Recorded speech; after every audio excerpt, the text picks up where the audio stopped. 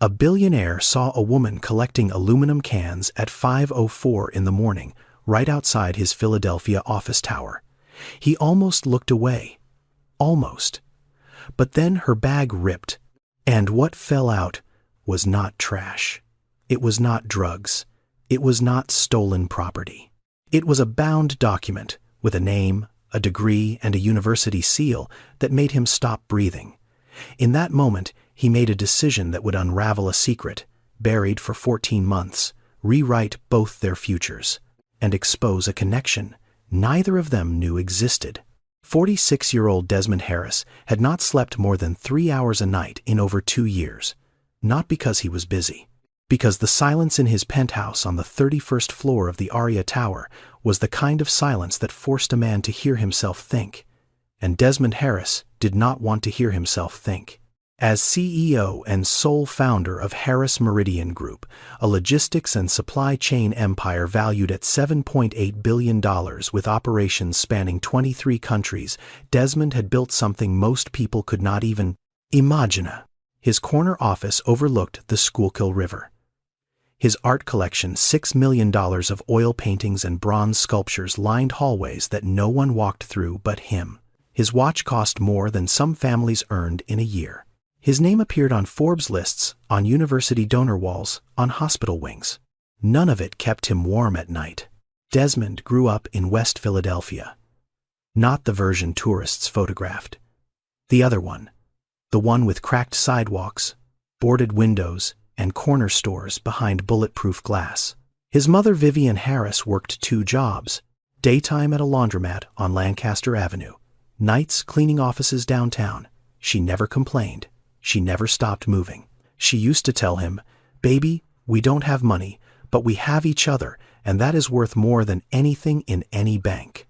He was 14 when she started coughing, a dry, persistent cough that would not quit.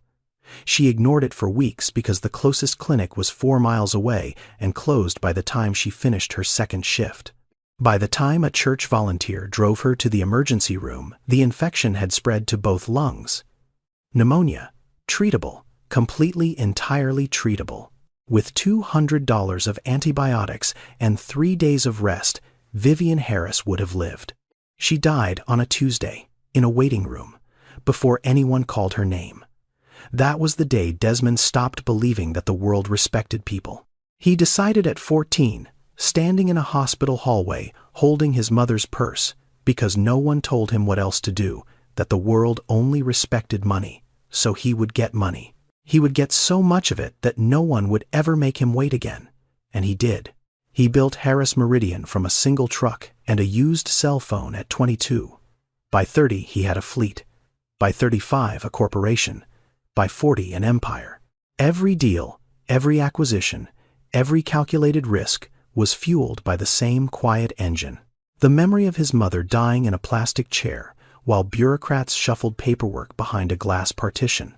But empires built on grief have cracks that money cannot seal. 3 months ago, his business partner of 12 years, Rowan Caldwell, vanished. Not retired, not relocated, vanished. Along with $43 million siphoned through a web of offshore accounts that forensic auditors were still untangling. Rowan had been more than a partner. He was the closest thing Desmond had to a friend. They had shared meals, strategies, secrets. Desmond had trusted him with access to accounts he did not give his own attorneys, and Rowan had bled him quietly for years.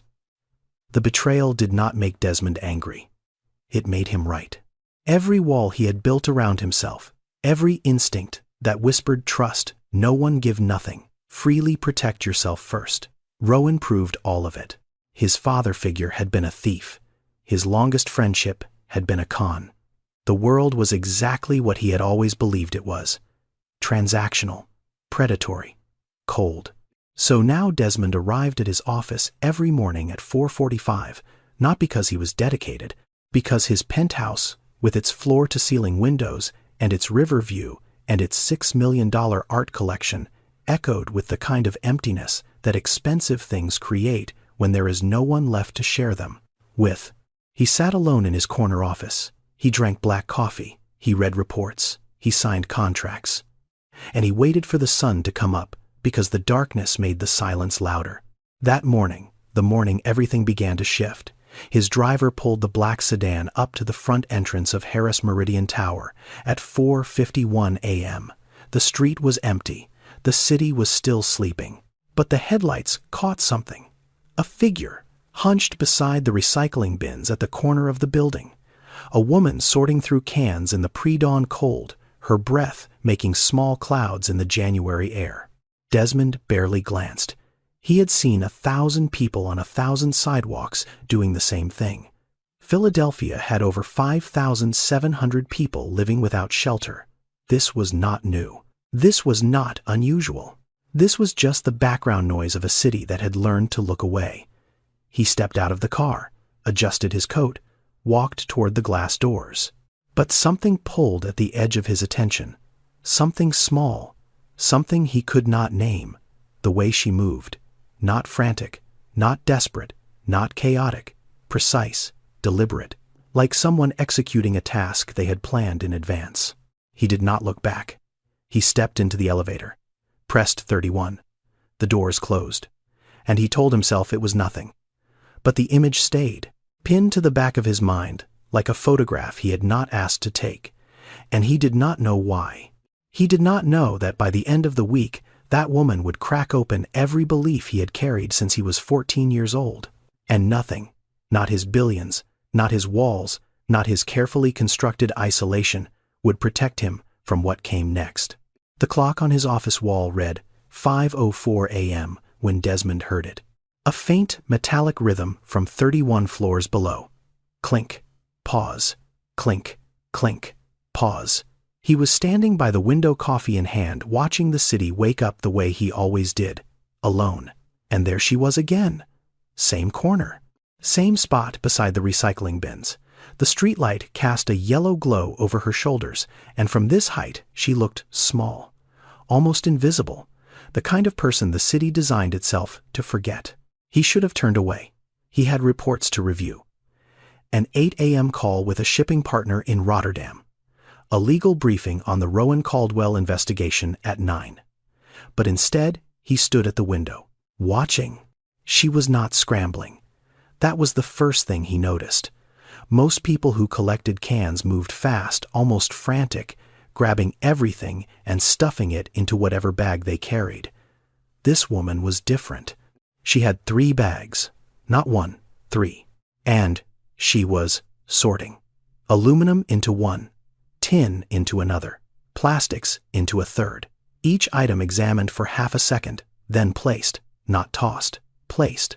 It looked like a system, efficient, practiced, the kind of method that came from repetition and planning, not desperation. Desmond set his coffee down. He watched her crouch beside a bin and pull out a crushed soda can. She flattened it with one palm against the pavement. Quick, clean, no wasted motion. Then, she dropped it into the first bag and moved to the next bin. Her route was consistent, left to right, never backtracking, never repeating. There was something else. Her clothes. They were worn but clean. The jacket had a small tear at one cuff, but it was zipped to the collar, neat, intentional. Her hair was pulled back tight, not messy, controlled. And on her feet, a pair of sneakers that had seen better years, but the laces were tied carefully, evenly, the way someone ties shoes when they still care about how they show up in the world. Her hands. Even from 31 floors up, he could see the way they moved, fast but accurate. And when she paused between bins, she wiped her fingers on her jeans. Not because they were dirty from the cans, because there was something else on them. A dark streak across her right index finger and thumb. Ink. Not grease, not grime. Ink. The kind that comes from writing. And she wore glasses, not sunglasses, prescription lenses, the square, functional kind that sat on the face of someone who spent long hours reading. These details should not have mattered. Desmond had passed thousands of people on the streets of Philadelphia. He donated to shelters. He funded food banks through the Harris Meridian Foundation. He had done his part, or at least the part his accountants told him was tax efficient. He was not heartless. He was simply numb. The same way a doctor stops flinching after the 100th surgery. You see it so many times that it stops registering as pain. He turned from the window, sat down at his desk, opened his laptop. The Caldwell report glowed on the screen, columns of stolen numbers, routing codes, forged signatures. The kind of betrayal that was easier to process than standing at a window and wondering why a woman sorting cans at 5 in the morning moved like she had a degree. He worked through the morning, took the Rotterdam call, reviewed legal briefs, approved a shipment route through Panama. Normal day, productive day. But 3 times he stood up and walked to the window. She was gone by 6:15, her 3 bags tied and slung over her shoulders, her route complete. She disappeared around the corner of Walnut Street, heading east, and the sidewalk returned to being just a sidewalk. Desmond sat back down, loosened his tie. He could not explain it. He had watched a woman pick up cans. That was all. It should have meant nothing. But something about the way she moved, precise, purposeful, like someone executing a plan, rather than just surviving, had lodged itself behind his ribs, and it stayed there, all day, through every meeting, through every phone call, through every silence in between. He told himself it was curiosity, nothing more. But Desmond Harris had not been curious about another human being in a very long time, and that more than anything unsettled him. Now, there is something you need to know about the woman on that sidewalk. Something Desmond did not know yet.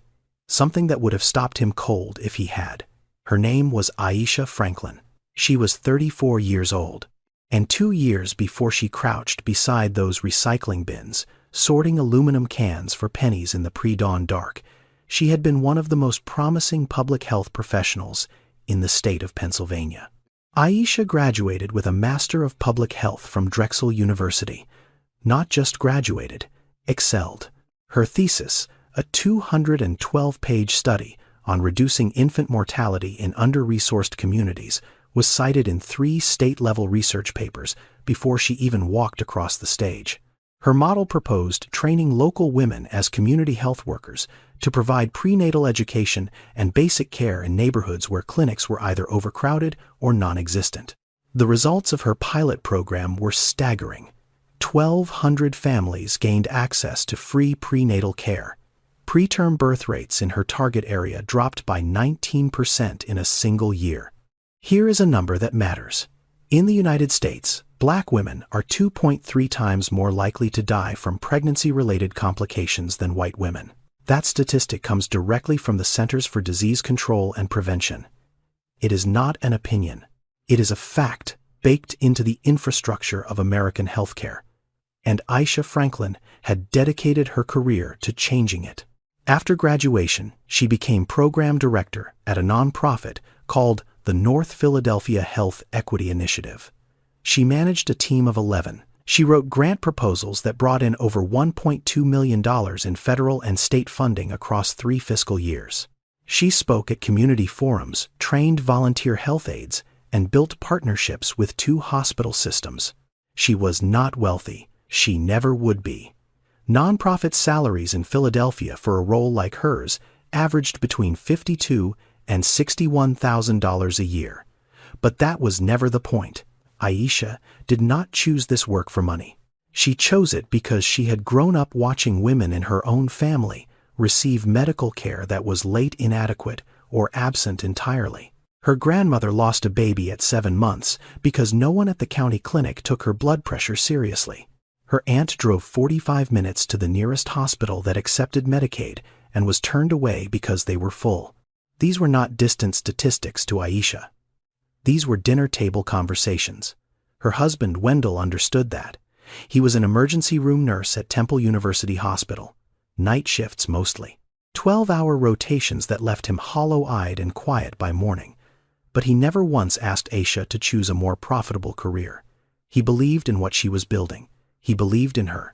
Their daughter Kaya had just turned 5, a bright-eyed girl who loved drawing animals and asking questions that had no easy answers. Why is the sky dark before it is blue? Why do some people sleep outside? Where do butterflies go when it rains? The 3 of them lived in a small 2-bedroom apartment in Germantown. The kitchen faucet dripped. The radiator clanked at night. The hallway smelled like other people's cooking. But there were drawings taped to the refrigerator, and books stacked on every surface, and a feeling when you walked through the front door that someone in this home was paying attention. Someone cared. That was Aisha Franklin's life. 2 years ago. A career built on purpose, a family built on love. A woman who had taken the broken pieces of a broken system and tried to build something better with her bare hands before everything collapsed in 11 days. Day 1. A Tuesday in November. Wendell clocked in for his night shift at Temple University Hospital at 7 p.m. He drove the same route he always drove. Broad Street to Germantown Avenue, then the shortcut through Hunting Park. It was raining, not heavy, just enough to make the roads slick and the headlights blur. At 8:47 p.m., a delivery truck ran a red light on the intersection of Broad and Erie. The driver had been on the road for 14 hours. His logbook was falsified. His company had been cited twice before for overworking drivers. None of that mattered to Wendell in the 2 seconds between seeing the headlights and feeling the impact. The collision pushed his sedan 37 feet across the intersection. Firefighters used hydraulic tools to cut him out. He was unconscious when the ambulance arrived. Unconscious when they wheeled him into the same emergency room where he had spent 6 years saving other people's lives. Aisha got the call at 9:12 p.m.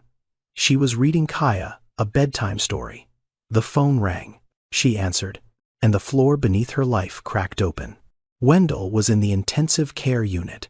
Traumatic brain injury, internal bleeding, induced coma. The doctors used words like critical and guarded, and the next 48 hours will tell us more. Words designed to prepare families for the worst without actually saying it. Aisha did not sleep that night. She sat in a plastic chair beside his bed, holding his hand, watching machines breathe for him, and whispering things she was not sure he could hear. Day 2 through 7. The bills began. ICU care in a major urban hospital costs an average of $14,800 per day. Wendell's insurance through the hospital covered 60%. That left roughly $5,900 per day that Aisha owed out of pocket. In 6 days, the uncovered balance reached $35,400. Their savings account held $28,000. It was gone by day 5. Aisha called the billing department. She asked about payment plans. She asked about financial assistance programs. She was told to fill out forms. She filled out forms. She was told to wait. She waited. She was told her case was under review. No one called back. Day 8. A Monday. The machines had been breathing for Wendell for a week. The swelling in his brain had not decreased. His kidneys were beginning to fail. The doctor, a kind woman with tired eyes, sat Aisha down in a small room with no windows and told her that Wendell's brain activity had dropped below the threshold for meaningful recovery. He was gone, not all at once, not with drama or poetry. He was simply gone, the way a candle does not blow out but just quietly runs out of wax. Aisha signed papers. She collected his wedding ring from a plastic bag. She walked out of the hospital into bright November sunlight and stood on the sidewalk for 4 minutes without moving. The total medical bill arrived 3 days later, $287,000. That number sat on a single sheet of paper inside a white envelope, and it weighed more than anything Aisha had ever held. Day 9. She returned to work, or tried to. The North Philadelphia Health Equity Initiative had lost its primary federal grant while she was at the hospital. Budget cuts. 40% of the staff were being let go. Aisha's position was eliminated. Not because her work was poor. Her last performance review had been outstanding. But she had taken emergency leave. She had missed deadlines. And in a nonprofit running on borrowed time and borrowed money, the person who disappears first is the person who gets cut first. Her supervisor could not look her in the eye. "I fought for you," he said. "I really did. The severance was 2 weeks of pay, $1,412 after tax." Day 10. The landlord's letter arrived. 2 months behind on rent. Total owed $2,200. A formal eviction notice. 30 days to vacate. Day 11. Aisha packed what she could into the back of Wendell's old sedan, the car he had driven to work that night, the car that had been towed from the intersection, repaired just enough to run, and returned to her along with a body she had to bury and a debt she could not carry. She buckled Kaya into the back seat. The little girl looked around at the bags and boxes. "Mommy, are we going camping?" Aisha gripped the steering wheel until her knuckles turned white. She opened her mouth to speak, closed it, tried again. "Something like that, baby. Something like that." She drove to the women's shelter on Germantown Avenue. It was full. She drove to the next one on Ridge Avenue, also full. She called 2 more. No availability until the following week. That night, Aisha Franklin, Master of Public Health, Drexel University graduate, former director of a program that saved 1,200 families, slept in the front seat of a dead man's car with her 5-year-old daughter curled under a donated blanket in the back. And here is the thing most people do not know. Aisha's story is not unusual. It is not even rare. According to the American Journal of Public Health, 66.5% of all bankruptcies in the United States are tied to medical costs. Not poor decisions, not laziness, not lack of education. Medical bills, 1 accident, 1 diagnosis, 1 invoice. That is all it takes to unravel a life that took decades to build. Aisha was not careless. She was not foolish. She was a woman who had spent her career helping others survive the exact kind of crisis that was now swallowing her whole. And the system she had studied, analyzed, and tried to reform did not care about her credentials. It processed her the same way it processed everyone else. Efficiently, indifferently, completely. Most people who collect cans do it the same way. They walk until they find one. They pick it up. They keep walking. There is no strategy. No route, no schedule, just movement and hope. Aisha Franklin did not operate on hope. She operated on data. Within 3 weeks of losing her apartment, she had mapped 6 collection routes across Center City, Philadelphia. Not guessed. Mapped. She used a free app on her cracked phone to track which blocks produced the highest volume of recyclable aluminum and at what times. She tested mornings, afternoons, and evenings. She counted, she compared, she adjusted. Route 1. The Financial District, 5 a.m. to 6:30 a.m.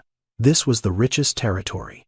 Office workers drank cans of soda, sparkling water, and energy drinks at their desks all day, then tossed them into street bins on their way to happy hour. By nightfall, the recycling bins along Market Street and Walnut Street were full.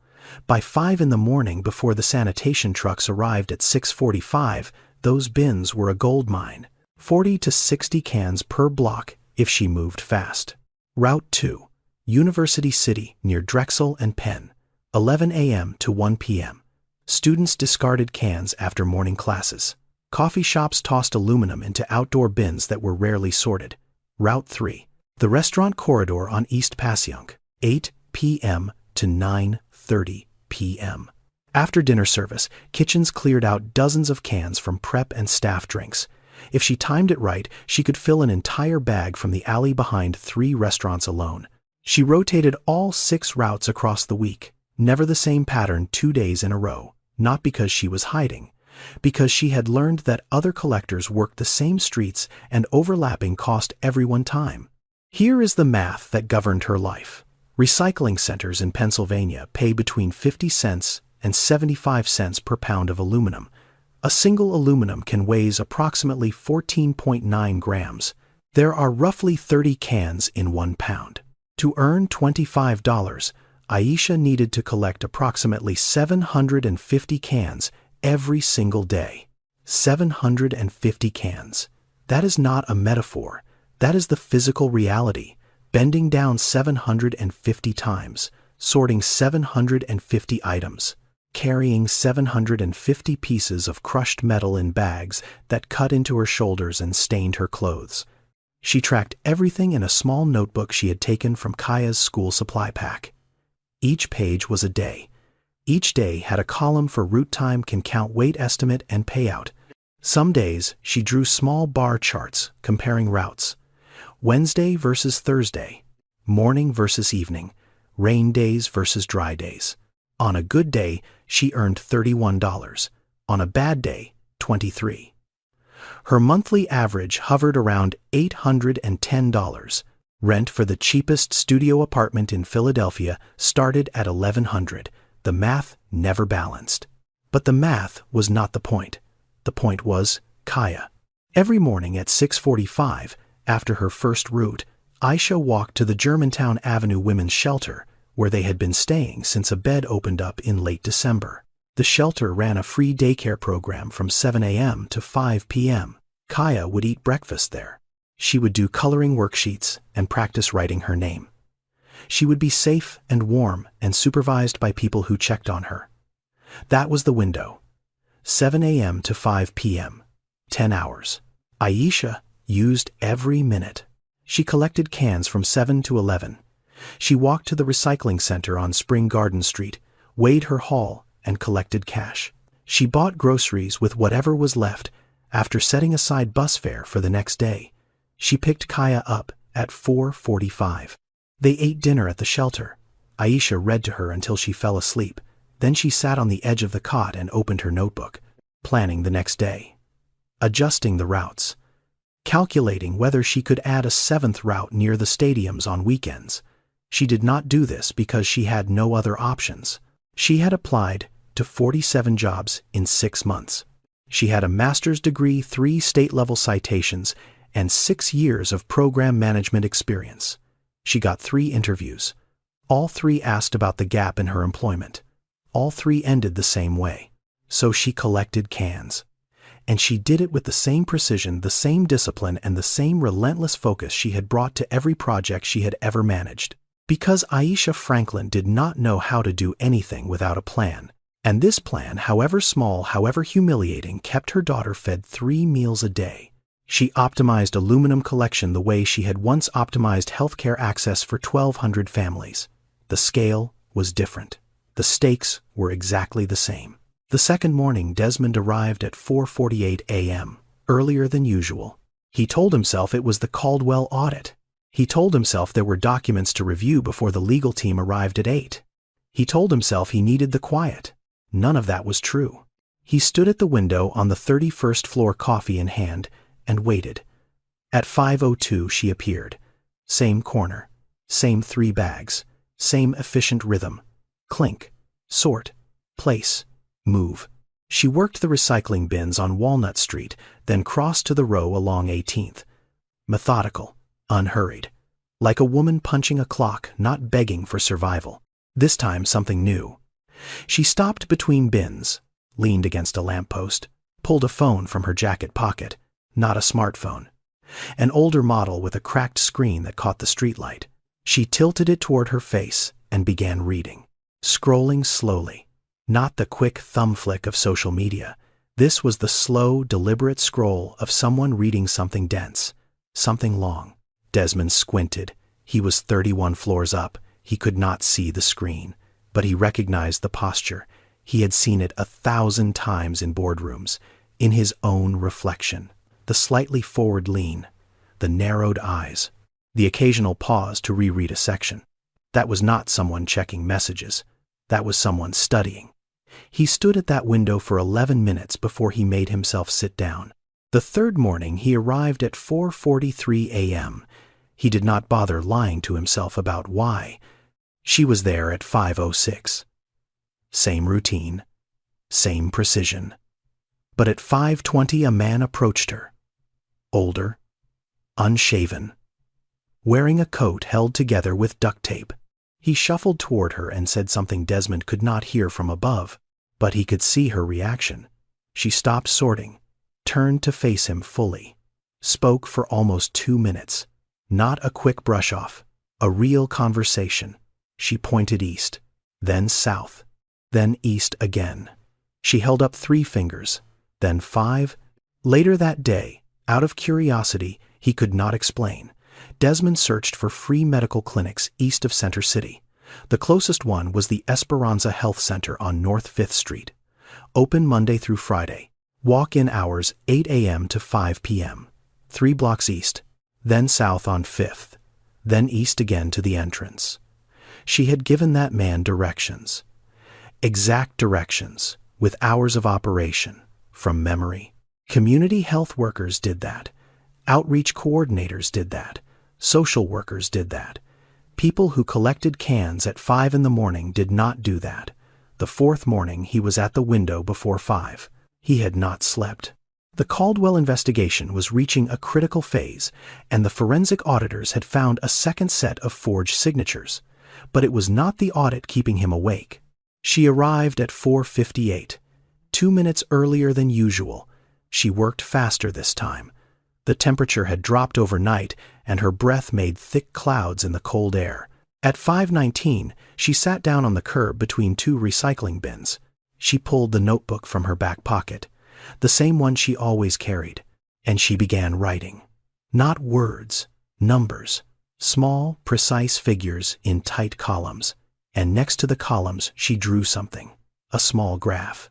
2 axes, dots connected by a line. It was rough. It was drawn with a ballpoint pen on lined paper in near darkness. But it was unmistakably a chart.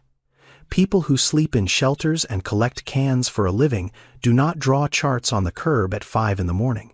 Desmond set his coffee down. He pressed his forehead against the cold glass of the window, and for the first time in years he asked himself a question that had nothing to do with money contracts or betrayal. Who is she? He did not have an answer, but he could not stop asking. The 5th morning he did not go upstairs. His driver pulled the sedan to the curb at 4:52 a.m. Desmond stepped out, adjusted his coat, and instead of walking through the glass doors of Harris Meridian Tower, he stood on the sidewalk, across the street, in the shadow of the building's east entrance, watching. She arrived at 5:01. She began her route, bin to bin, sort, flatten, place. The rhythm he had memorized from 31 floors above now played out at street level. Closer, louder. The metallic clink of aluminum against aluminum. The rustle of plastic bags. The soft scrape of her shoes on wet pavement. It had rained overnight. The sidewalk was slick. She moved carefully, adjusting her footing around a puddle near the 3rd bin. Her bags were heavier than usual. A good haul. She shifted the weight to her left shoulder, reached into the bin with her right hand, and pulled. Her foot slipped. Not dramatically. Not a fall. Just a half-step slide on the wet concrete. But the motion jerked her body sideways, and the bag on her right shoulder, the one she used for non-aluminum items, caught on the edge of the bin and tore open. Cans scattered across the sidewalk. A water bottle rolled into the gutter, and something else fell out. Something that was not a can, not a bottle, not recyclable material of any kind. A bound document. Clear plastic cover. White pages. The kind of binding you get at a copy shop for a few dollars. It hit the pavement face up, and a few loose pages fluttered in the early morning wind. Aisha dropped to her knees immediately. Not to collect the cans, to grab the document. She snatched it off the ground with both hands, pressing it against her chest like a mother pulling a child from traffic. The cans could wait. The cans were worth pennies. Whatever that document was, it was worth something money could not replace. Desmond moved without thinking, crossed the street in 6 strides, bent down, picked up 2 loose pages that had blown toward the curb, and held them out to her. She looked up, eyes wide, startled.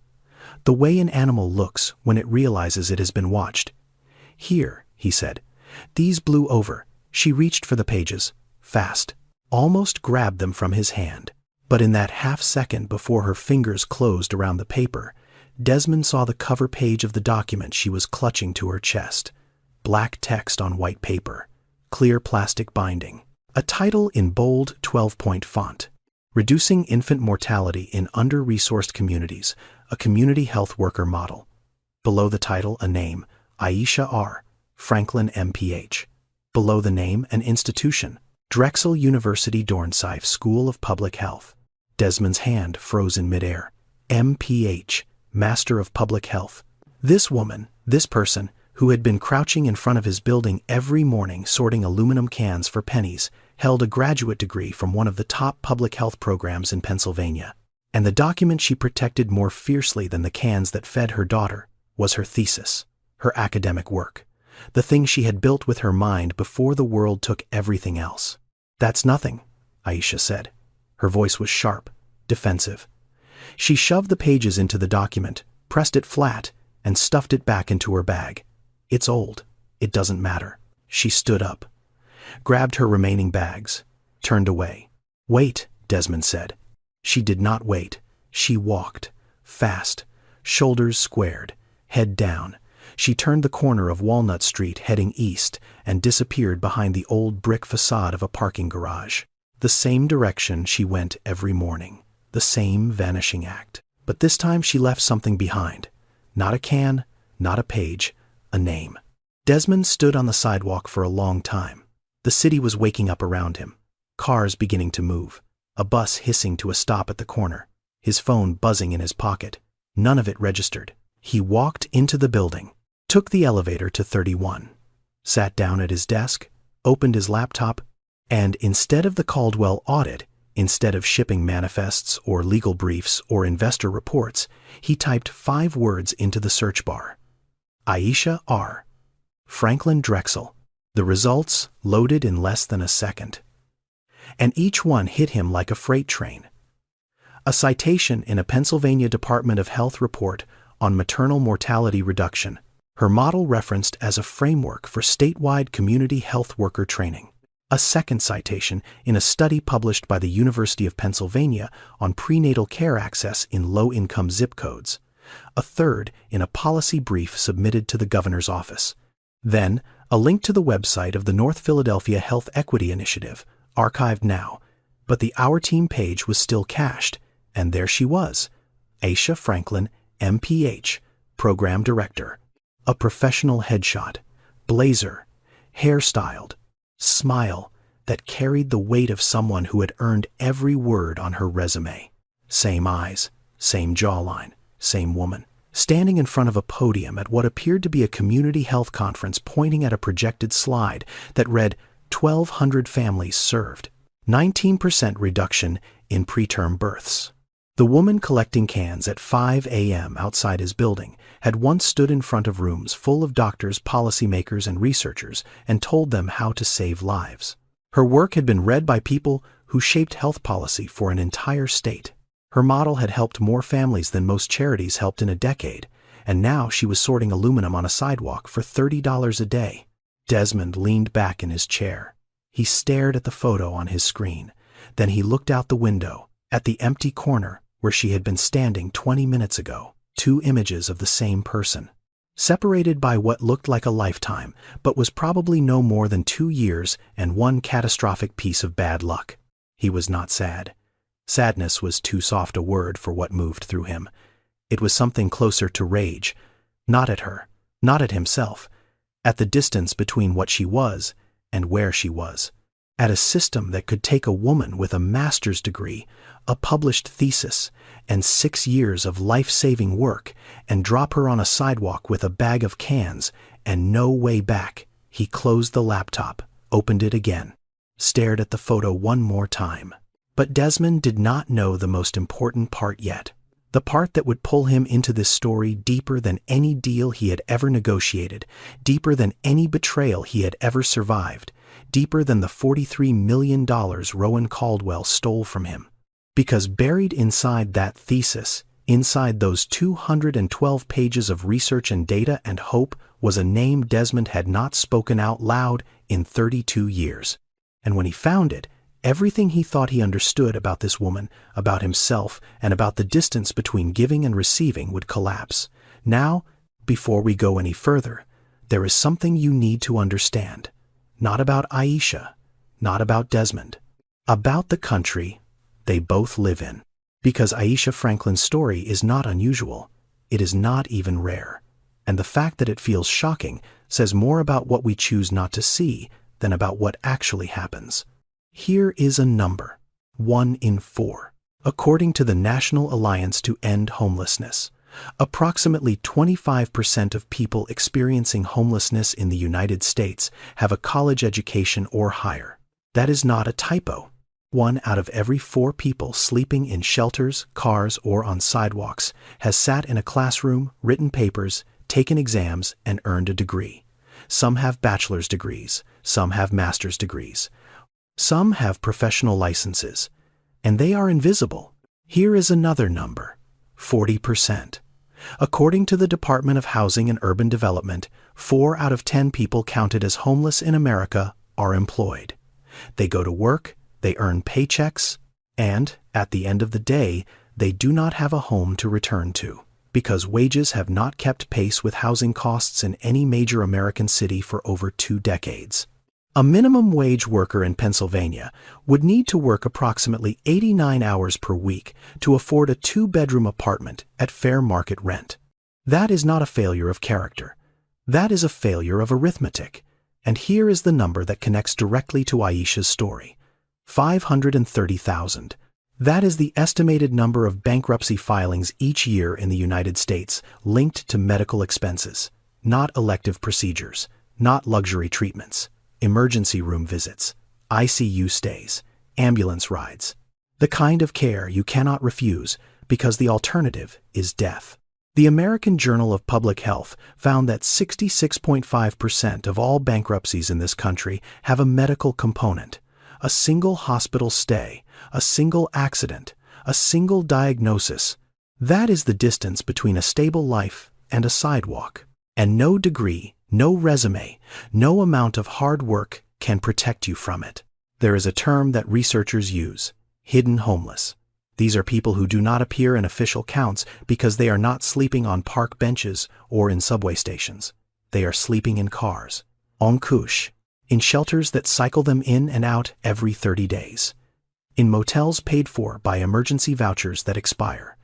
They have addresses on paper but no permanence. They exist in the margins of the data, and because they are not visible, they are not counted. Estimates suggest the true number of people without stable housing is 3 times higher than the official figure. Aisha Franklin was one of them. A woman with a graduate degree, a published body of research, and the knowledge to redesign healthcare systems for entire communities, sleeping in a shelter, collecting cans, making $30 on a good day. She was not a failure. She was a product of a system that treats housing as a privilege, healthcare as a commodity, and human potential as something that only matters when it comes attached to a paycheck. And Desmond Harris, the man who believed the world only respected money, was about to discover something about Aisha that would challenge that belief at its root. Something that had nothing to do with her degree, her research, or her ability to organize aluminum cans with the precision of a logistics manager. Something far more personal. Something he was not prepared for at all.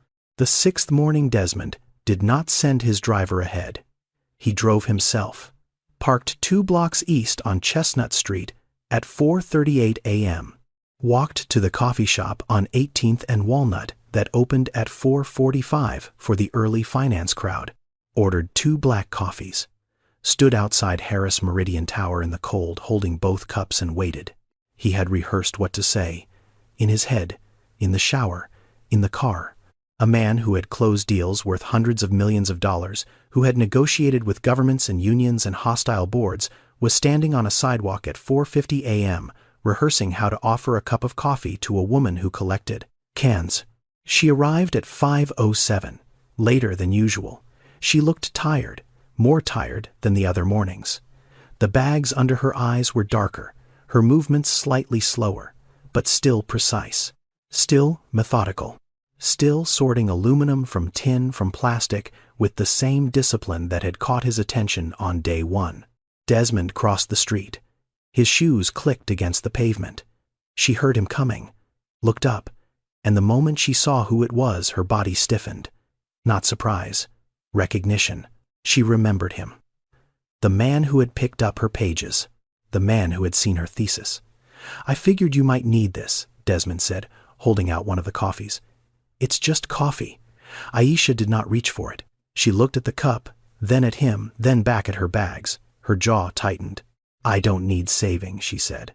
Her voice was flat, practiced, like she had said this sentence before to other people in other doorways. "I need to finish before the trucks come at 6. She turned back to the bins, reached in, pulled out a can, crushed it, dropped it in the bag, reached in again. A rhythm designed to end the conversation without saying another word. Desmond did not leave. He did not step closer either. He set the coffee on the window ledge of the building beside them, stepped back, gave her space. Then he said the thing he had been thinking about for 2 days. "I'm not here to save you. I read your thesis. The one on infant mortality in under-resourced communities. The community health worker model." He paused. "I want to know how someone who wrote that ended up here." Aisha stopped moving. Her hand froze inside the recycling bin. She did not pull it out. She did not look at him. She just stopped. Like someone had pressed pause on every muscle in her body. 10 seconds of silence. The longest 10 seconds Desmond had experienced since the night he sat in a hospital hallway holding his mother's purse. Then she pulled her hand out of the bin slowly, stood up straight, turned to face him, and the look on her face was not gratitude. It was not relief. It was something closer to terror. "How do you know about that?" Her voice cracked on the last word. Not from cold, from something deeper. The sound of a wall developing a fracture it was not designed to have. "I looked you up," Desmond said. "After last week, when your papers fell, I saw the cover page, and I searched your name."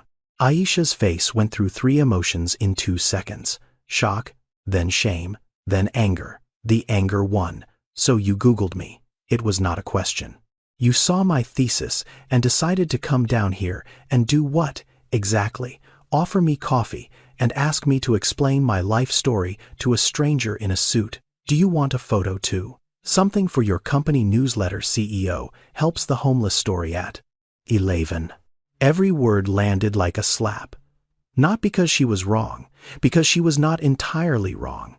Desmond had spent his entire career controlling situations, controlling people. This was not going the way he had planned. And for the first time in years, he did not know what to say next. "No," he said finally. "No photo, no newsletter. I run a logistics company, 23,000 employees. Your research is relevant to something we're building. I came here because I read your work, and I have questions that a Google search can't answer." Aisha studied him, the way she had once studied datasets, looking for inconsistencies, for the lie beneath the surface. "People don't stand on sidewalks at 5 in the morning asking strangers about academic research," she said. "People don't sort aluminum cans into 3 separate categories with route optimization either," he replied. "But here we both are. Something shifted. Not a wall coming down, not trust. More like a hairline crack in the suspicion. A fraction of an opening that might close again at any second." "I have to work," she said. "Quieter now. Less sharp. The trucks come at 6 and I need another 40 cans to hit my number for the day." Desmond nodded. He stepped back. He did not push. "The coffee is on the ledge if you want it," he said. "And if you ever want to talk about your research, I'm on the 31st floor, every morning, before 5. He turned and walked toward the glass doors, did not look back. Took the elevator to 31, sat at his desk, and looked out the window. She was still there, still sorting, still working. But at 5:22 she stopped, walked to the window ledge, picked up the coffee. She held it for a moment, looking at it like it might contain something more complicated than caffeine. Then she took one sip, set it back down, picked up her bags, and walked away. She left the cup on the ledge, but it was lighter than when he had set it down. And that single missing sip told Desmond more than any conversation could have. She was not ready, but she was not completely closed. It was the smallest opening he had ever worked with. And it was enough. To understand why Aisha walked away that morning, you need to understand what she had already walked through. After Wendell died, after the bills arrived, after the eviction notice, and the nights in the car, Aisha did what every resourceful person does when the ground disappears beneath them. She reached out, she asked for help. She believed that the years she had spent building relationships, earning respect, and contributing to her community would mean something when she needed it most. She was wrong. The first call she made was to her former colleague, a woman named Deborah, who had worked beside her for 4 years at the nonprofit. They had shared lunch breaks, proofread each other's grant proposals, attended each other's birthday dinners. Aisha called her 3 days after losing her job, explained what had happened, asked if Deborah knew of any openings, any contacts, any leads. Deborah said she would look into it. She never called back. Aisha texted twice. Read receipts, confirmed delivery, no response. The second call was to her graduate school advisor at Drexel, a professor who had once described Aisha's thesis as one of the strongest he had reviewed in 15 years. He answered. He expressed sympathy.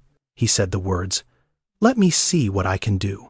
2 weeks later, his assistant emailed to say the professor was on sabbatical and would follow up upon return. He never did. Aisha applied to 47 positions over 6 months, program coordinator roles, health outreach positions, community development jobs, even administrative assistant openings that paid less than half of what she had earned before. She received 3 interview requests, 3 out of 47. Every interview followed the same arc. The first 10 minutes went well. Her qualifications were strong, her references solid, her knowledge of public health systems deeper than most candidates in the room. Then the question came. "I see there's a gap in your employment history. Can you walk us through that?" And Aisha, who had never learned to lie about the worst year of her life, told the truth. "My husband died. I lost my home. I have been staying in a shelter with my daughter. I am rebuilding." The interviewers nodded. They said the right things. They promised to be in touch. They never were. Because the truth Aisha told them was not the kind of truth that fits neatly into a hiring decision. It was messy. It was uncomfortable. It raised questions that HR departments prefer not to ask. Can she handle the pressure? Is she stable? Will her personal situation affect her work? Aisha's competence was never in question. Her circumstances were. And then there was the church. 4 months into homelessness, Aisha heard about a community support event at a church in Fishtown. Free meals, clothing donations, resume help, a place that promised dignity and assistance. She went. Kaya stayed at the shelter daycare. The event was real. The food was warm. A volunteer helped her update her resume. For the first time in months, Aisha felt like someone was treating her as a person, not a problem. Then she noticed a woman with an iPhone, taking photos, not of the event, of the people, of the line, of the faces, of mothers holding children and men in donated jackets. One of those photos was of Aisha, taken without permission. From 10 feet away, she was holding a plate of food looking down, unaware that her image was being captured by a stranger. That photo appeared on Facebook the next day. A woman named Kathleen Bryce, who described herself as a community advocate and volunteer, posted it with a caption that read, "Spent my Saturday serving those less fortunate. So humbling to give back. God is good." The photo received 2,300 likes, 47 comments, 12 shares. Kathleen Bryce received praise for her generosity, her compassion, her big heart. Aisha received nothing. Not $1. Not a job lead. Not even the courtesy of being asked whether she wanted her face on the internet as proof of someone else's virtue. She found the post a week later, stared at it for a long time, then closed her phone and never went back to a charity event again. There is a term in social work research, dignity gap. It describes the distance between the help people need and the humiliation they are required to endure to receive it. Fill out this form, proving you are poor enough. Sit in this waiting room, proving you are patient enough. Stand in this line, proving you are desperate enough. Smile for this photo, proving you are grateful enough. The American system of assistance often requires people to perform their poverty in order to access relief. And for someone like Aisha, a woman who had spent her career on the other side of that equation, designing programs that were specifically built to avoid this kind of dehumanization, the experience was not just frustrating, it was devastating. She did not hate rich people. She did not resent charity. She hated being reduced to a story someone else told about themselves, a prop in a photograph, a line on a volunteer's Instagram.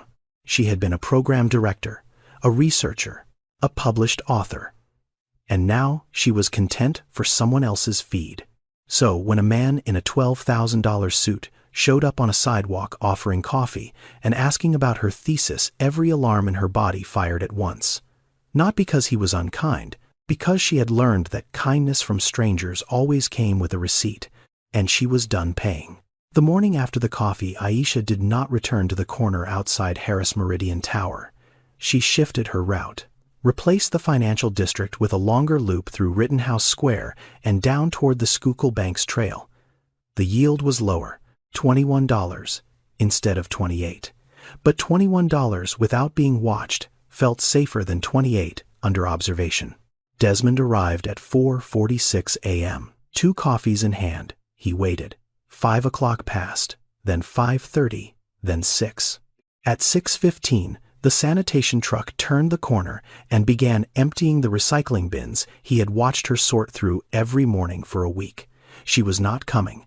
He stood on the sidewalk holding 2 cups of coffee that were getting cold and felt something he could not name. Not anger, not rejection, something quieter, something that sat in the chest like a stone. And for the first time in many years, Desmond Harris felt like he had failed at something that had nothing to do with money. That night, he did what he always did when the penthouse got too quiet.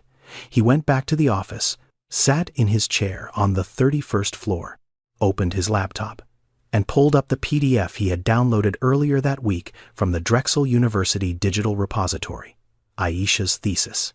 All 212 pages of it. He had skimmed it before. Read the abstract, the executive summary, the methodology section. Enough to understand the scope. Enough to know it was serious work. But tonight, with 2 cold coffees sitting on his desk and the city glowing orange through the windows, he started from page 1, and he read. He read about infant mortality rates in zip codes less than 4 miles from where he was sitting. He read about mothers who missed prenatal appointments because the nearest clinic required 2 bus transfers and a 40-minute wait. He read about community health workers, women from the neighborhoods themselves trained to provide basic care, education, and referrals. He read about the pilot program Aisha had designed, the 1,200 families, the 19% reduction in preterm births. And he kept reading. Past the data, past the recommendations, past the appendix, all the way to the last section. A section most people skip because it carries no scientific weight and offers no actionable insight. The acknowledgments. Aisha had written it in a voice different from the rest of the document. Not clinical, not academic, personal. The kind of voice someone uses when they stop writing for a committee and start writing for themselves. The first paragraph thanked her professors. The second thanked the community health workers who participated in the study. The third thanked Wendell for holding everything together while she spent 2 years buried in research. The fourth paragraph stopped Desmond cold. This work is dedicated to every mother who died waiting for care that never came, including Vivian Harris of West Philadelphia, whose story was shared with me by a community elder during my field interviews.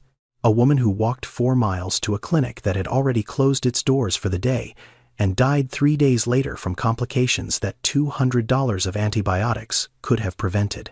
Her name does not appear in any official report, but she lived, she mattered, and she deserved better than what this system gave her. Desmond read it once, then again, then a third time.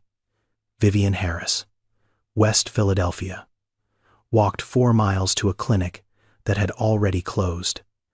Died 3 days later. His mother, that was his mother. Every detail, the 4 miles, the closed clinic, the antibiotics that never came, the 3 days. He had lived those 3 days.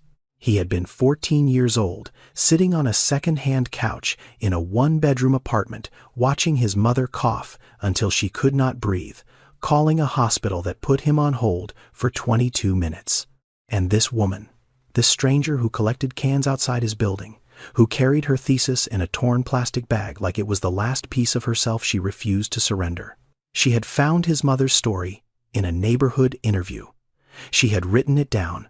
She had placed it in a document that was read by researchers, policymakers, and public health professionals across the state. She had given Vivian Harris something that Desmond, with all his billions, had never been able to give her: a name in a record, proof that she existed, proof that she mattered, proof that someone somewhere had listened to the story of a woman who died in a waiting room and decided it was worth remembering. Desmond set the laptop down. He leaned back in his chair. He stared at the ceiling. He did not cry. Crying was not something Desmond Harris had done since he was 14. But something moved through him that had the weight of tears without the release. He sat in that chair for 20 minutes, silent, alone, the office dark except for the glow of the city through the glass. Then he spoke, not to anyone, to the room, to the air, to the memory of a woman who had been gone for 32 years. "She knew your name, Mama." He closed the laptop, stood up, walked to the window, looked down at the empty corner where Aisha had stood every morning. And in that moment, the equation changed. Completely. Permanently. Desmond could not give this woman money. Not because money would not help. It would. A check could solve her housing crisis in an afternoon. A wire transfer could clear the medical debt that had swallowed her life. He could write a number on a piece of paper and make every material problem she had disappear before sunrise. But that was not what she needed. Not from him. Not after what he had just read. She had honored his mother's memory when no one else had. She had done it with research, with rigor, with the kind of care that could not be bought. Handing her a check would reduce everything she was to a transaction. And Desmond Harris, who had spent 32 years believing that money was the only language the world understood, finally saw a moment where money was not enough. She did not need charity. She needed what had been taken from her. A seat at a table, a title that matched her expertise, a chance to do the work she was built to do. She needed a job, a real one that respected her, not rescued her. The next morning at 7:45 a.m., Desmond made a phone call. Not to a charity, not to a foundation, to Gwendolyn Tate, Senior Vice President of Human Resources at Harris Meridian Group. Gwendolyn had been with the company for 9 years. She was sharp, methodical, and deeply protective of the company's reputation. She answered on the second ring. "I need to create a new position," Desmond said. "No greeting, no small talk." "Good morning to you too," Gwendolyn replied dryly. "What kind of position?" "Director of Community Health Integration, embedded in the Employee Wellness Division, focused on reducing healthcare costs through community-based preventive care models." Silence. On the line for 3 seconds. Gwendolyn was calculating. She always calculated before she spoke. "We have never had a role like that. We spend $187 million a year on employee health care," Desmond said. "And our absentee rates in distribution centers are 18% above industry average. We need someone who can design a program from the inside, not a consultant, not an outsourced vendor. An in-house director with field experience in community health." "You already have someone in mind," Gwendolyn said. "Not a question. I do. Her name is Aisha Franklin. She holds a Master of Public Health from Drexel. Her thesis has been cited in 3 state-level research papers. She designed and ran a community health worker program that reduced preterm births by 19% in one of the most under-resourced neighborhoods in Philadelphia." Another pause, longer this time. "Send me the research," Gwendolyn said. "Already in your inbox." "And where is she now?" "Private practice. A university. She's experiencing homelessness." The silence that followed was the loudest thing Desmond had heard all morning. "Desmond." Gwendolyn's voice dropped. Not angry. "Careful. You're asking me to present a candidate to the executive board who is currently without housing. You understand what that means from a vetting perspective. I'm asking you to read her work first. If the work does not meet the standard, we move on. If it does, we evaluate her the same way we evaluate anyone else. Credentials, experience, capability. That's your job. I am not asking you to skip it. I am asking you to do it." Gwendolyn exhaled. "Give me 2 hours," she called back in 93 minutes. "When can she interview?" Desmond leaned back. allowed himself one small breath of something that might have been relief. "That's the problem," he said. "She doesn't know she's a candidate. And if I approach her wrong, she'll disappear," he explained. The mornings, the thesis, the coffee, the refusal, the way she had shifted her route to avoid him.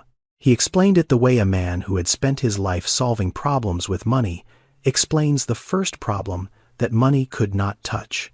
Gwendolyn listened without interrupting. When he finished, she said, "So, you need to find her," without making her feel hunted. "Yes. You can't use company resources to locate a private citizen. You know that. I know. And you can't stake out shelters or food banks. That crosses a line. I know that too. Then, what exactly is your plan?"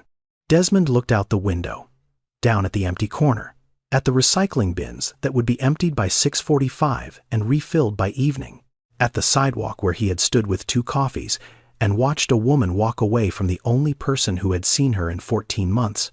"I go back to the same corner," he said, "every morning, same time, and I wait. That could take days.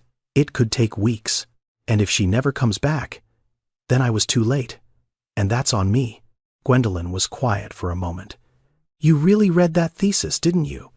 Desmond did not answer the question. He did not need to. Gwendolyn had worked with him long enough to hear what lived in the spaces between his words.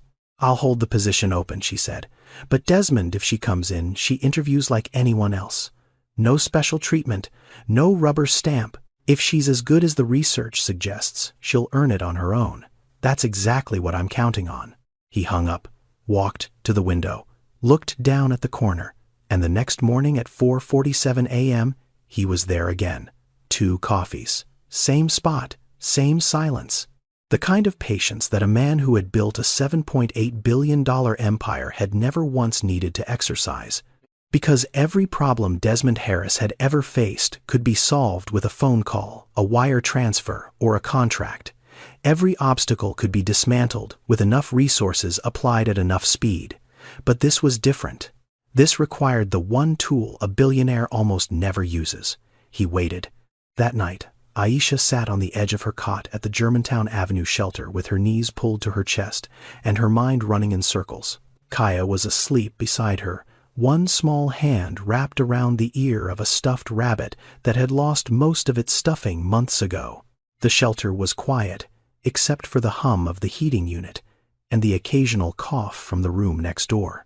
Pauline sat across from her on the opposite cot, 62 years old, former elementary school teacher, 28 years in the Philadelphia public school system before a stroke took her mobility, her job, and eventually her apartment. 3 years in shelters. She had seen every version of pride and fear that walked through those doors. Aisha told her everything. The man in the suit, the coffee, the fact that he had read her thesis, the way he said he wanted to know how she ended up here, and the way she had walked away. Pauline listened without interrupting. When Aisha finished, the older woman folded her arms and looked at her the way she used to look at a student who gave the wrong answer on purpose. Baby pride doesn't feed Kaya. Aisha flinched. Not because it was harsh, because it was true. "And if that man read your work," Pauline continued, "your actual work, not a photo of you in a food line, not a story about how sad your life is, but the research you spent 2 years building that is not charity, that is recognition. And you do not get to throw that away because you are scared." Aisha stared at the floor. The linoleum was cracked in 3 places near her cot. She had counted them every night for the past 4 months. "You don't understand," Aisha said quietly. "Every time I've trusted someone since Wendell died, it's cost me something." Deborah never called back. The interviews went nowhere. That woman at the church put my face on the internet without asking. I can't afford to be wrong again, Pauline. I don't have anything left to lose except Kaya, and I will not risk her on a stranger's word. Pauline leaned forward. "You're not risking Kaya by talking to this man. You're risking Kaya by not talking to him. Because I have been in this shelter 3 years, and let me tell you what I know. This place keeps you alive, but it does not let you live. Kaya needs a school that stays the same from month to month. She needs a room that is hers. She needs to stop asking you why you sleep sitting up." Aisha said nothing. She reached for her notebook, the one she carried every day, flipped it open to the last page she had used. A column of numbers: 23, 27, 31, 19, 28, 24, 30, 26. Not a single day above $35, 14 months of data, 14 months of precision, and the math had never once been in her favor. $30 a day, $900 a month. The cheapest studio apartment in Philadelphia cost $1,100. Even if she added a weekend route, even if she pushed her daily haul to 35, the number did not work. It was never going to work. She had known this for months. She had just refused to say it out loud. After Pauline fell asleep, Aisha pulled out her phone. The cracked screen glowed pale blue in the dark. She opened the browser, typed 2 words: Desmond Harris.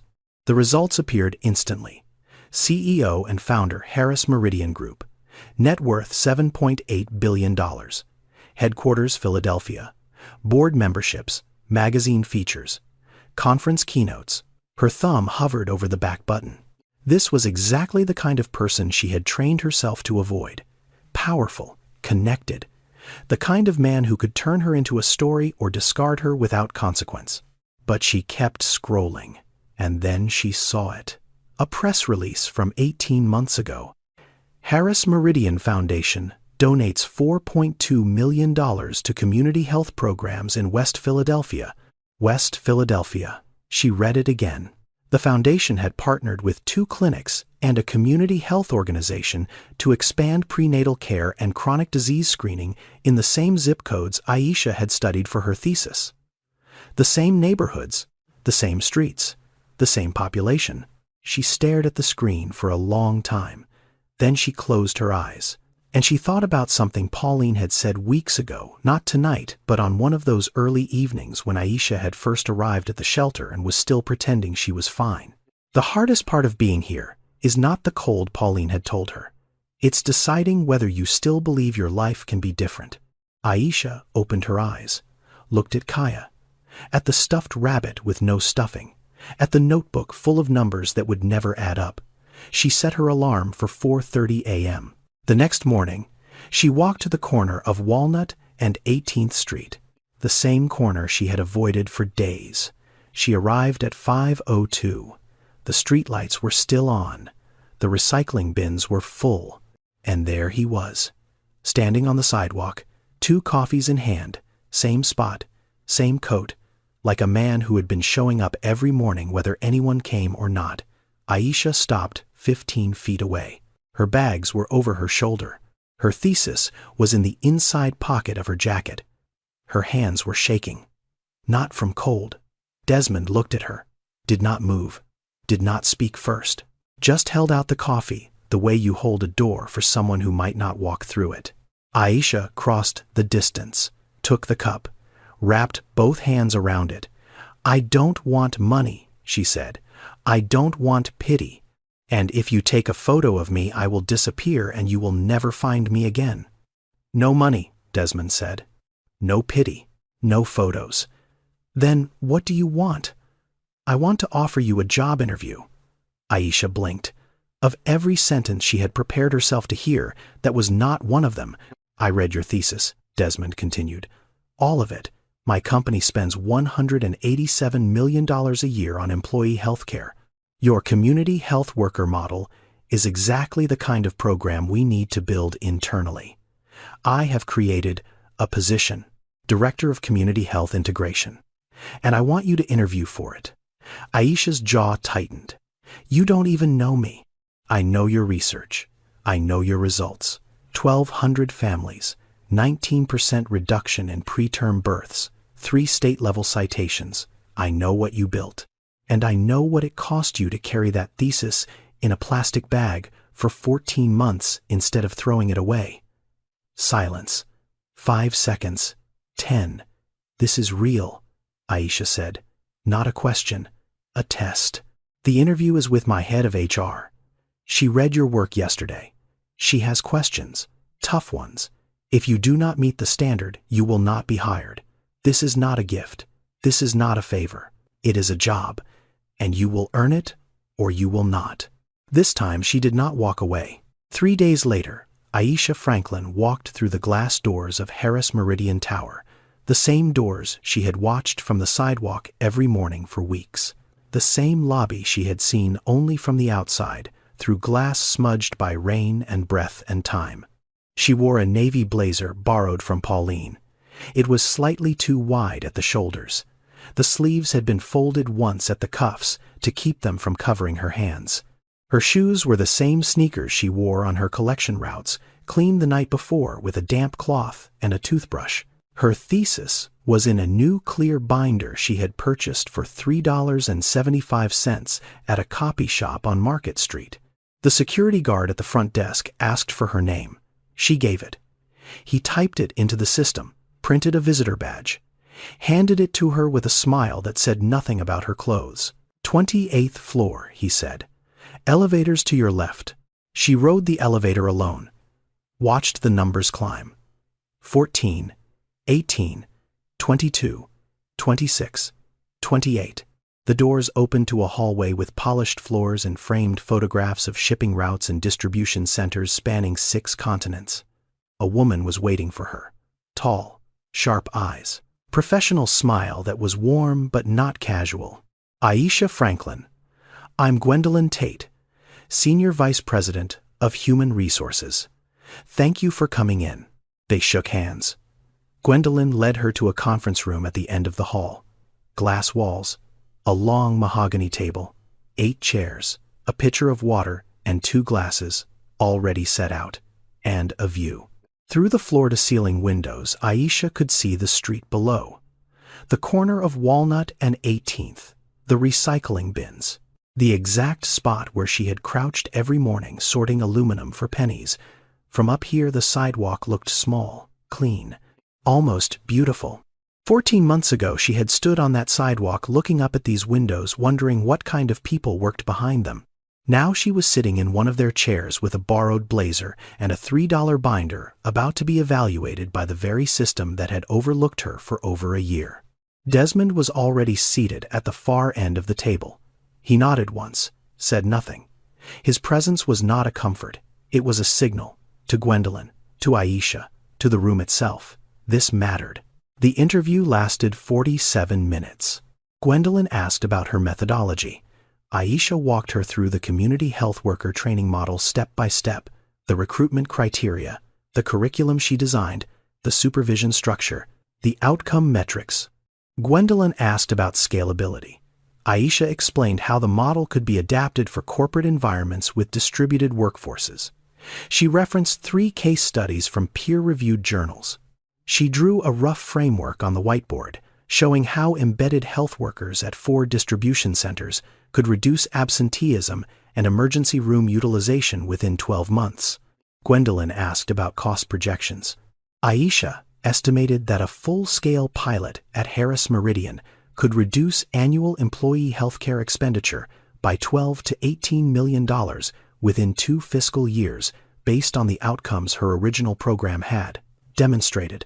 42 minutes in, Gwendolyn paused, set her pen down, looked at Aisha with an expression that had shifted from professional evaluation to something else, something quieter. There is one more question, Gwendolyn said. It is not about your methodology, Aisha straightened. In your thesis in the acknowledgments section, you dedicated your work to mothers who died waiting for care. You mentioned a specific case, a woman named Vivian Harris, from West Philadelphia, who walked 4 miles to a clinic that had already closed and died 3 days later. Aisha's breath caught. She had not expected anyone to read the acknowledgments. Most people skipped them. They were personal. They were hers. Do you know, Gwendolyn continued carefully, whether there is any connection between that woman and this company? Aisha shook her head slowly. No. I collected that story during field interviews in West Philadelphia. A community elder shared it with me. I included it because it represented exactly the kind of preventable death my research was designed to address. Gwendolyn looked at Desmond. He had not moved during the entire interview. His hands were flat on the table. His face was still. He nodded. Gwendolyn turned back to Aisha. Vivian Harris was Desmond's mother. She died when he was 14 years old. The story you documented in your thesis, the 4 miles, the closed clinic, the $200 of medication that could have saved her, that is the story of the woman who raised the man sitting at the end of this table. The room went silent. Not the silence of a pause between sentences, the silence of something breaking open. Aisha looked at Desmond. He looked back, and in his eyes she saw something she had not seen in any of the mornings on the sidewalk, any of the conversations through glass and distance and suspicion. She saw a boy, 14 years old, holding his mother's purse in a hospital hallway, waiting for someone to tell him what to do next. Her hand went to her mouth, not dramatic, not performative, the small, involuntary gesture of a person who suddenly understands the weight of something they had been carrying without knowing. She had written about his mother, not as a statistic, not as a data point, as a woman with a name and a story and a death that mattered. She had placed that name in a document read by researchers, policymakers, and students across the state. She had given Vivian Harris a voice in the only record that would outlast them all academic literature, and she had done it years before she ever knew that Vivian's son existed, years before she stood on his sidewalk. Years before the morning her bag tore open and a thesis fell onto wet pavement. "I didn't know," Aisha said. Her voice was barely above a whisper. "I know," Desmond said. And those 2 words carried 32 years of grief, gratitude, and the kind of recognition that no amount of money could manufacture. Gwendolyn allowed the moment to settle. Then she picked up her pen. "Miss Franklin, based on your qualifications, your research, and the interview we have just conducted, I am recommending you for the position of Director of Community Health Integration at Harris Meridian Group. The role includes a salary commensurate with senior director level full medical and dental benefits, effective on your start date, and a 6-month housing assistance stipend through the company's employee transition program." She paused. "Do you have any questions?" Aisha looked at the window, at the sidewalk below, at the bins, at the corner, where she had spent 14 months turning aluminum into survival. "When do I start?" 12 months later, Aisha Franklin stood at a podium at the American Public Health Association annual conference in Chicago. 312 people sat in the audience. Researchers, public health directors, hospital administrators, policy advisors. The same kind of room she had stood in years ago before the accident, before the bills, before the sidewalk. But this time was different. This time she was not presenting theory. She was presenting results. In her first year as Director of Community Health Integration at Harris Meridian Group, Aisha had built a program from nothing. She recruited and trained 35 community health workers drawn from the same neighborhoods where the company's distribution centers operated. Women and men who understood the barriers their coworkers faced, not because they had studied them, but because they had lived them. Transportation gaps, childcare shortages, delayed prescriptions, untreated chronic conditions that turned into emergency room visits, that turned into missed workdays, that turned into lost jobs. The program launched at 4 distribution centers across Pennsylvania and New Jersey. Within 12 months, employee sick days dropped by 22%. Emergency room visits among program participants fell by 31%. The estimated cost savings for Harris Meridian in year 1 was $14.3 million. Those numbers landed in the conference room with the weight of proof. Not theoretical models, not projections, proof. 3 companies approached Aisha after the presentation. 2 logistics firms and a regional hospital network. They wanted her model. They wanted to know how to replicate it. She agreed to consult on the design with Desmond's full support, and within 6 months, 3 additional pilot programs were underway in 3 different states. Kaya enrolled in a public elementary school in the Fairmount neighborhood of Philadelphia. She had a desk that was hers, a cubby with her name on it, a bedroom in a 2-bedroom apartment that Aisha paid for with a salary she had earned. The first morning, Kaya walked into that school with a backpack and a lunchbox and a pair of new shoes. Aisha stood on the sidewalk outside and pressed her hand against her chest, not because it hurt, because for the first time in 14 months, it did not. Desmond did not give Aisha charity. He did not rescue her. He did not swoop in and fix her broken life with a check. He read her work. He respected her expertise. He created a real position based on a real need, and he gave her a fair shot at earning it. That distinction mattered more than the dollar amount of any donation. And Desmond changed too, not in the dramatic cinematic way that stories like this usually promise.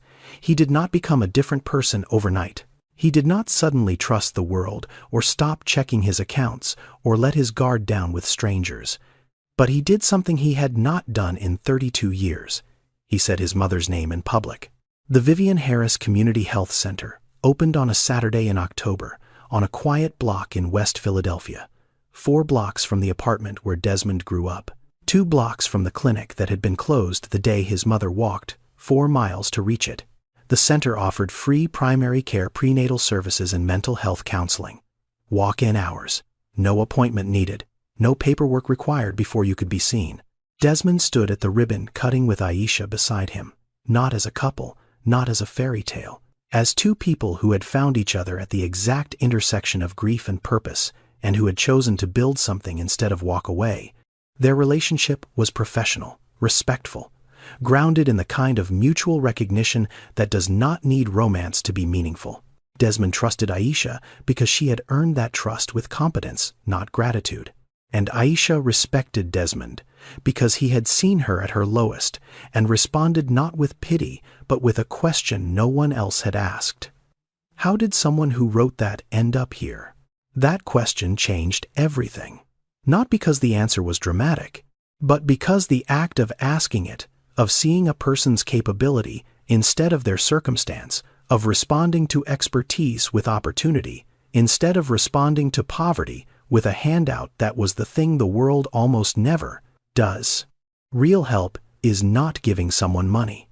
Real help is seeing the value that everyone else has overlooked and creating the conditions for that value to be used. A job, a chance, a seat at the table. The dignity of being evaluated for what you can do, not pitied for what has been done to you. Every morning, Aisha still woke up at 5 a.m. Not because she had to, not because the trucks were coming at 6:45, but because 14 months on the streets of Philadelphia had taught her something that no degree, no job title, and no salary could undo. The quietest hours are the ones where you hear yourself most clearly, and Aisha Franklin had learned to listen. Now, before you go, there is something I want to say directly, not as a narrator, as the person who put this story together. This story is fictional. Desmond Harris is not a real person. Aisha Franklin is not a real person. The events described here did not happen, but the numbers are real. The systemic issues are real, and the people they represent are standing on real sidewalks in real cities right now.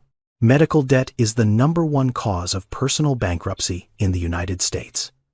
Over 500,000 families file each year with medical expenses as the primary driver. 1 in 4 people experiencing homelessness in America holds a college degree or higher. 40% of unhoused individuals are employed. They work, they earn paychecks, and they still cannot afford a place to sleep. These are not political opinions. These are documented, researched, published facts. When I was writing this story, the moment that stayed with me longest was not the twist. It was not the job offer. It was not even the connection between Aisha's thesis and Desmond's mother. The moment that would not leave my mind was the one where Desmond saw her thesis on the sidewalk, and she said, "That's nothing." That's nothing. 2 words, said by a woman holding the most important work of her life, dismissing it because her circumstances made her believe it no longer counted. And I kept asking myself, how many people do we walk past every day who are carrying something extraordinary and hiding it because the world has taught them that their situation disqualifies their value? How many resumes sit unsent because the gap in employment is too long? How many degrees hang on walls in shelters? How many ideas die in the minds of people too exhausted by survival to speak them out loud? If you or someone you know is experiencing homelessness or housing instability, resources exist. The National Alliance to End Homelessness at endhomelessness.org provides information on local programs. The 211 helpline, available in every state, connects individuals with housing, food, and healthcare services. Community health worker programs are expanding across the country, and many offer free training and certification for people looking to rebuild careers in public health. If this story made you think of someone you know who is fighting a battle, they do not talk about someone who has been invisible for too long, share this video with them. Sometimes the most powerful thing you can do for another person is simply to let them know you see them. And if you want to hear more stories like this, stories about the people the world overlooks and the moments that change everything, subscribe to this channel. Hit the notification bell, not because I need the numbers, but because every time you show up, it reminds me that these stories matter, that the people in them, real or fictional, deserve to be heard, because everyone has a story. And no circumstance, no sidewalk, no torn plastic bag should ever be allowed to erase it.